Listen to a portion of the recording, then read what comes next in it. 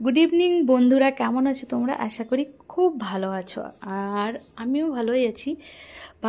এই জন্য বলছি যে আমার মাঝে মধ্যে শরীরের প্রবলেম হয়ে থাকে, যেগুলো পার্সোনালি আছে, যেগুলো প্রফেশনাল মানুষ বলতে পারে না। তো যাই হোক, ওটা একদিন দুদিন 4 দিন পর পর হতেই থাকে, সেটার আর কিছু বলার নেই নতুন করে।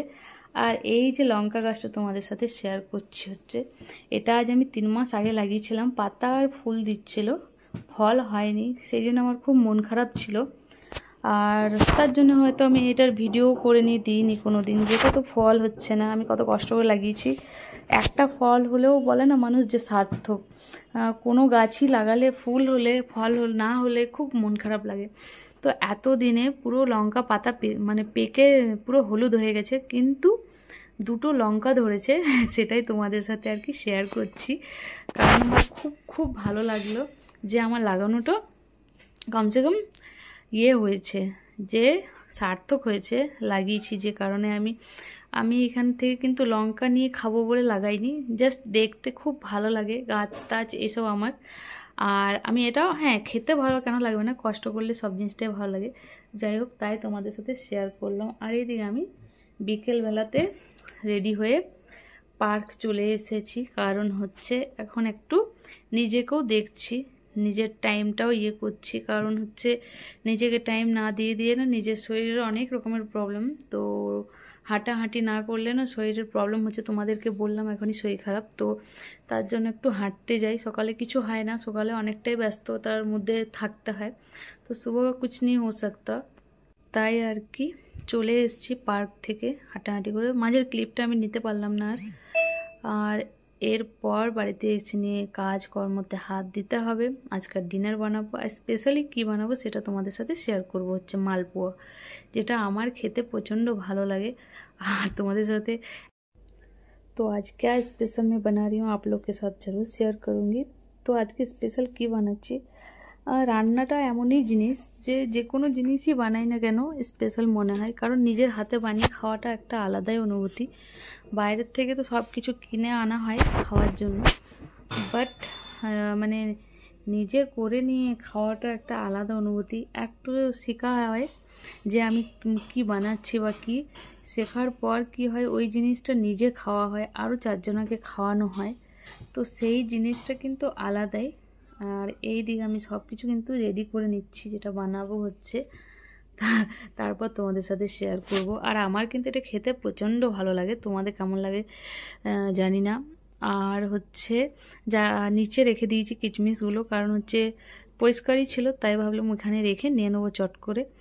আর সবথেকে অসুবিধা আমার হয়ে যায় না, মানে কেউ ঘরে থাকে না, আর ক্যামেরাটা মানে ফোনটা ধরে নিয়ে এক হাতে ক্যামেরা কাজ করাটা মানে একটু অসুবিধা হয়। তো যাই হোক, নিজেকে ম্যানেজ করতে হয়, কারণ তোমাদের সাথে সব কিছু যখন শেয়ার করছি তো রেসিপিগুলো কেন করব না। আর আমি যেভাবে বানাই সেটাই মানে শেয়ার করি তো আজকে আমি দুধ পোয়া বানাচ্ছি। এটা দুধ পোয়া বলো, মালপোয়া বলো, যেটাই বলো। তো আজ আটা দিয়েছি, ময়দা ইউজ করিনি। তো আটা দিয়েছি, সুজি দিয়েছি, আর সামান্য একটু ময়দা দিয়েছি, কারণ আটা দিলে তো প্রচণ্ড তেল পরিমাণে করে, তাই আর কি একটু ময়দা মিক্স করেছি। অ্যাকচুয়ালি এটা কিন্তু ময়দাতেই হয়, কিন্তু ময়দাটা হেলথের জন্য খারাপ, তাই আর কি আমি ওটাকে স্কিপ করিনি, মানে একটু দিয়েছি, স্কিপ করা বলা যায় না। তো তোমরা অবশ্যই এভাবে ট্রাই করবে, আটা ময়দা সুজি 3টে দিয়েই। আর লাস্টলি আমি ওটাতে কাজু কিশমিশও দিয়েছি, আর একটু মতো মৌরি দিয়েছি। মৌরিটা না দিলে তো মালপোয়া দুধ পোয়া যেই হোক মানে খেতে কোনো টেস্টই লাগবে না। তো টেস্টি হওয়ার জন্য ওটা অনেকটাই ज़रूरी जिनिस। और उसको टेस्टी बनाने के लिए तो मतलब मैदा ज़्यादा अच्छा रहता है, बट मैं मैदा से नहीं बना रही हूँ। और कितना अच्छा से हो रहा है, आटा और मैदा मिक्स है, मतलब आटे का मेजरमेंट ज़्यादा है और मैदा का बहुत कम है, और सूजी है, तो कितना अच्छा हो रहा है फूल के, मतलब इतना अच्छा बना था कि क्या बताएं आप लोग को। आप लोग ज़रूर ट्राई कीजिएगा। तो এই যে সবগুলো হয়ে গেছে। আর এটা আমরা কিন্তু সবাই পছন্দ করি ঘরের, এটা না যে আমি একাই, আমি খাই, বাবন খায়, রাজ খায়, মানে সবারই পছন্দের জিনিস এটা। তো মাঝে মধ্যে আমি বানিয়ে নিই, মাঝে মধ্যে বলতে 2 মাস 3 মাস পর, কারণ বেশি এটা বানানো যায় না, তেলের জিনিস তো তো যে কোনো মানুষ খেলেই শরীরটা একটু খারাপ খারাপ লাগে, তো এটা মাঝে মধ্যে বানাতে হয় অনেক দিন গ্যাপ দিয়ে দিয়ে। তারপর ডিনারে আমার এসছে হচ্ছে পনিরের রাজের ফেভারিট। আর আজ ঘরে বানাইনি, এটা অর্ডার করেছিলাম RJ14 থেকে, যেখানে যে রেস্টুরেন্টে মাঝে মধ্যে আমরা যাই আর কি। ওখানকার খাবারগুলো এত টেস্টি আর হাইজেনিক, তো তার জন্য ওইখান থেকে কিন্তু সব কিছু আমরা অর্ডার দিই। এই যে পনিরটা, রুটিটা আমি ঘরে বানিয়ে নিয়েছি আর কি, কারণ রুটিগুলো ওইখানকার আমার ভালো লাগে না, রুমালি রুটি যাই হোক, মানে আমি বেশি এই সব জিনিস ঘরেই বানিয়ে নিই। ঘরে বানালে কি হয় না, খেতেও ভালো লাগে। আর হচ্ছে এই দিকে আমি পনিরটা অর্ডার করেছিলাম, তো পনিরটা এতটাই টেস্টি খেতে, মানে কি বলবো, যতটা তোমাদের দেখে স্পাইসি মনে হচ্ছে ততটাই কিন্তু স্পাইসি হয়েছে। প্রচণ্ড পরিমাণে তেল ছিল, কিন্তু উপরের তেলটা আমি ফেলে দিয়েছি। আর তারপর কিন্তু এটা খাচ্ছি। এই পনিরটার নামটা বেশ মনে পড়ছে না আমার, কি পনির এটাকে বলে, কালা পনির। তো এই রেসিপিটার নাম হচ্ছে, এই ডিশটার নাম হচ্ছে কালা পনির।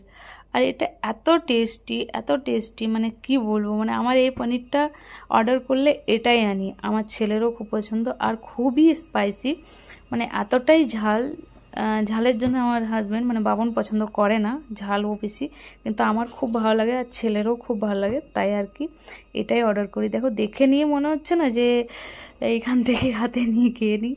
প্রচণ্ড পরিমাণে এই পনিরের যে রেসিপিটা দারুণ। আর এটা একদিন আমি ভিডিওতেও করব যে ওরা কিভাবে করে, আর তোমাদের সাথে অবশ্যই শেয়ার করব। তো আজকের ডিনারটা আমাদের কেমন লাগলো অবশ্যই জানাবে। আর হচ্ছে এটা খেয়ে দিয়ে তারপর আবার নেক্সট দিন আলাদা ভিডিও তোমাদের সাথে শেয়ার করবো। আজকের ভিডিওটা